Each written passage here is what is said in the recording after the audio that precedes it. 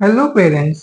काफ़ी सारे पेरेंट्स को वैक्सीन को लेके कई सारी मिथ्स होती है, कई सारी परेशानियाँ होती है और कई सारे सवाल होते हैं। तो आज हम वैक्सीन से रिलेटेड सारी मिथ्स और सारी परेशानियों के बारे में बात करेंगे। हेलो पेरेंट्स, मेरा नाम है डॉक्टर शौकत पंजवानी और मैं ऑलिव मल्टी स्पेशलिटी हॉस्पिटल में एज अ कंसल्टेंट पीडियाट्रिशियन और नियोनेटोलॉजिस्ट काम करता हूँ। सब बच्चों को वैक्सीन लगता है, लेकिन वैक्सीन से रिलेटेड काफ़ी सारे क्वेश्चंस पेरेंट्स के दिमाग में होते हैं, जिसके बारे में हम आज बात करेंगे। सबसे पहला मिथ यह है कि पेरेंट्स को लगता है कि हर वैक्सीन 100% इफेक्टिव होती है, यानी कि वैक्सीन लगाने के बाद वो डिजीज नहीं होता है। पेरेंट्स, इंडिया में जितनी भी वैक्सीन अवेलेबल है, सारी वैक्सीन में कोई भी वैक्सीन ऐसी नहीं कि जो 100% प्रोटेक्शन देती है। ज्यादातर वैक्सीन की एफिकेसी 70 टू 95% तक होती है, यानी कि वैक्सीन लगाने के बाद 70 टू 95% वो प्रोटेक्शन देती है। लेकिन कोई भी वैक्सीन से 100% प्रोटेक्शन नहीं मिलता है। जैसे कि हमने कोविड टाइम में देखा था कि कोविड की वैक्सीन लेने के बाद भी काफी सारे लोगों को कोविड इन्फेक्शन हुआ था। वैक्सीन का काम होता है कि वह डिजीज की सीवियरिटी को कम करता है और उससे होने वाले कॉम्प्लिकेशन से बच्चे को बचाता है। तो यदि पेशेंट्स ने कोविड वैक्सीन लिया था तो उन लोगों को हॉस्पिटलाइज होने की जरूरत कम पड़ी, कॉम्प्लिकेशंस कम हुए और मोर्टालिटी भी कम हुई। तो कोई भी वैक्सीन 100% प्रोटेक्शन नहीं देता है, लेकिन यदि वैक्सीन देने के बाद भी बच्चे को वो डिजीज होता है तो उसकी सीवियरिटी कम हो जाती है, बच्चे को हॉस्पिटलाइज करने की चांसेस कम होते हैं और वह डिजीज से रिलेटेड कॉम्प्लिकेशंस भी कम होते हैं। दूसरा मिथ पेरेंट्स में यह होता है कि यदि हमने आज वैक्सीन लगाया है तो उसकी इफेक्ट कल से स्टार्ट हो जाती है। यह भी एक बहुत बड़ा मिसकंसेप्शन है। देखिए पेरेंट्स, कोई भी वैक्सीन हम जब लगाते हैं तो वैक्सीन बॉडी के अंदर जाती है, उसके बाद वह एंटीबॉडी प्रोड्यूस करती है। इसमें थोड़ा टाइम लगता है। तो कोई भी वैक्सीन लगाने के कुछ दिनों के बाद उसका असर स्टार्ट होता है, जिसको विंडो पीरियड कहा जाता है। यह विंडो पीरियड सब वैक्सीन के लिए अलग अलग होता है। ज्यादातर वैक्सीन लगाने के बाद 15 टू 30 डेज के बाद वैक्सीन की एफिकेसी स्टार्ट होती है। साथ ही हमें वैक्सीनेशन शेड्यूल भी फॉलो करना जरूरी है। कुछ वैक्सीन ऐसी होती है जिसका सिंगल डोज लिया जाता है, कुछ वैक्सीन में 2 डोज दिए जाते हैं और कुछ वैक्सीन का शेड्यूल फिक्स रहता है, जिसमें जैसे कि डीपीटी वैक्सीन है तो उसके अंदर 3 प्राइमरी डोज होते हैं, उसके बाद 1.5 साल पे फर्स्ट बूस्टर डोज लगता है, उसके बाद में 5th ईयर में सेकेंड बूस्टर डोज लगता है। तो वैक्सीन की फुल इफेक्ट तभी होगी जब आपने पूरा वैक्सीनेशन कंप्लीट किया है। यदि आप एक वैक्सीन लगा के बाकी की वैक्सीन छोड़ देते हैं तो वो वैक्सीन का एफिकेसी ठीक से नहीं मिलता है। मिथ नंबर 3, कई पेरेंट्स को ऐसा लगता है कि यदि बच्चे को वैक्सीन लगा है तो वो वैक्सीन कभी भी उसकी वजह से डिजीज नहीं होगा।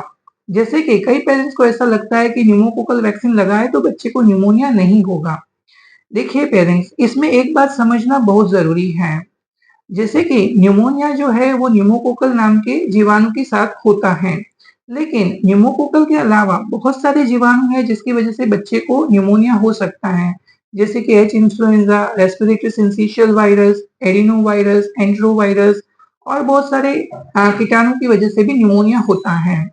तो यदि न्यूमोकोकल वैक्सीन लगवाया है तो न्यूमोकोकल जीवाणु की वजह से होने वाली न्यूमोनिया होने का शक्यता कम रहता है, लेकिन बाकी जीवाणु की वजह से जो न्यूमोनिया होता है वह न्यूमोकोकल वैक्सीन से वैक्सीन लगवाया है तो न्यूमोकोकल नाम के जीवाणु से जो न्यूमोनिया होता है उससे वह प्रोटेक्ट करता है, लेकिन बाकी जीवाणु की वजह से न्यूमोनिया हो सकता है।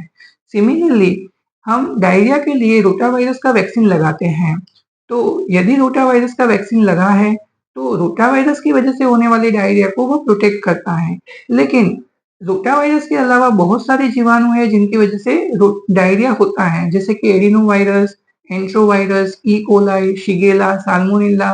तो रोटा वायरस वैक्सीन बाकी सब जीवाणु के होने की वजह से जो डायरिया होता है वह डायरिया को वो प्रिवेंट नहीं कर सकता है। इसलिए जितनी भी वैक्सीन मार्केट में अवेलेबल है वह स्पीसीज स्पेसिफिक और स्ट्रेन स्पेसिफिक होती हैं। जैसे कि टाइफॉइड कंजुगेट वैक्सीन टाइफॉइड से पेशेंट को प्रोटेक्ट करता है, लेकिन टाइफॉइड साल्मोनेला टाइफी नाम के जीवाणु से होता है। साथ में ही यह टाइफॉइड साल्मोनेला पैराटाइफी ए और साल्मोनेला पैराटाइफी बी बी ये दोनों जीवाणु की वजह से भी होता है। तो typhoid conjugate vaccine salmonella typhi से प्रोटेक्ट करता है, लेकिन साल्मोनेला पैराटाइफी ए और पैराटाइफी बी से प्रोटेक्ट नहीं करता है। इसका मतलब यह है कि जब हम वैक्सीन लगाते हैं, तो जो स्ट्रेन का या जो कीटाणु का वैक्सीन लगाया है, वही कीटाणु की वजह से होने वाली डिजीज को वैक्सीन प्रोटेक्ट करता है और बच्चे को वह डिजीज होने की शक्यता कम होती है।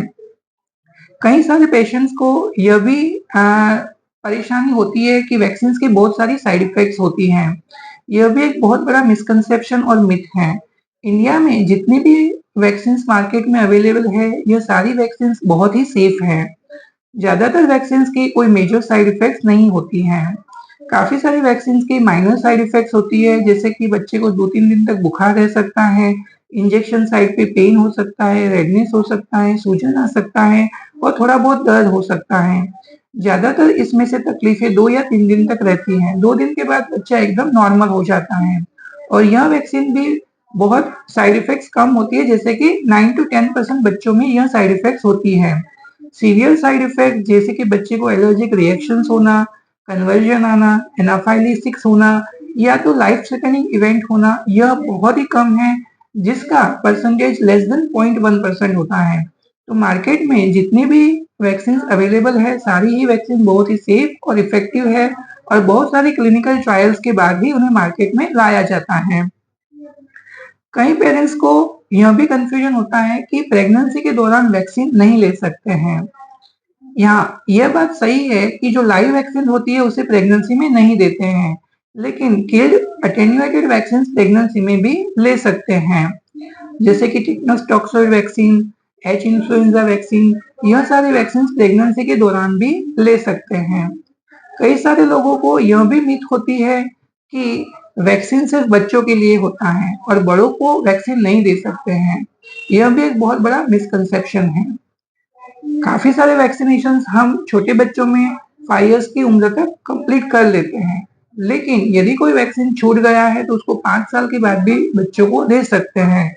साथ ही कुछ एडल्ट वैक्सीनेशन भी रहते हैं जो बड़ी उम्र के लोग भी ले सकते हैं, जैसे कि hepatitis A vaccine, chicken pox vaccine, influenza vaccine, typhoid vaccine, यह सारे वैक्सीन बच्चों के साथ साथ अडल्ट में भी दिए जा सकते हैं। कई पेरेंट्स को यह भी कंसर्न होता है कि वैक्सीन के बाद फीवर आना बहुत ही जरूरी है। कुछ लोग ऐसा बिलीव करते हैं कि यदि बच्चे को वैक्सीन लग गया है और वैक्सीन लगाने के बाद उसको फीवर नहीं आया है, तो वो वैक्सीन इफेक्टिव नहीं है। यह एक बहुत बड़ी गलतफहमी है पेरेंट्स, क्योंकि वैक्सीन के बाद जो इम्यूनोजेनिक रिएक्शंस होते हैं, यानी कि फीवर आना, रेडनेस होना, पेन होना, यह सब्जेक्टिव होता है और यह पर्सन टू पर्सन वेरी करता है।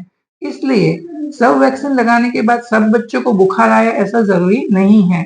कई बार कई बच्चों को 2-3 दिन तक बुखार रह सकता है और कई बच्चों को मामूली बुखार सिर्फ 1 दिन तक ही रह सकता है। कई बच्चों को वैक्सीन लगाने के बाद बहुत ज्यादा सूजन आती है और 2-3 दिन तक वह दर्द कर सकता है और कई बच्चों को बिल्कुल भी सूजन नहीं आती है।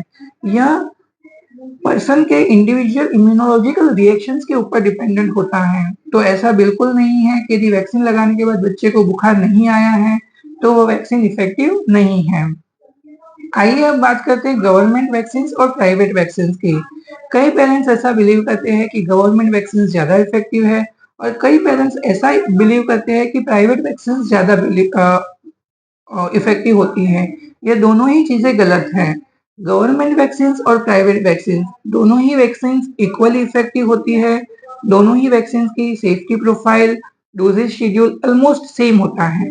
हाँ, कुछ कुछ वैक्सीन ऐसी है जो गवर्नमेंट सेटअप में नहीं मिलती है और प्राइवेट सेटअप में ही मिलती है, जैसे कि influenza vaccine, hepatitis A vaccine, chicken pox vaccine, typhoid conjugate vaccine, human papilloma virus vaccine. यह सारी वैक्सीन गवर्नमेंट सेटअप में नहीं मिलती हैं, लेकिन जो वैक्सीन गवर्नमेंट सेटअप और प्राइवेट सेटअप दोनों में उपलब्ध हैं, वह दोनों वैक्सीन की एफिकेसी और सेफ्टी प्रोफाइल सेम होती है।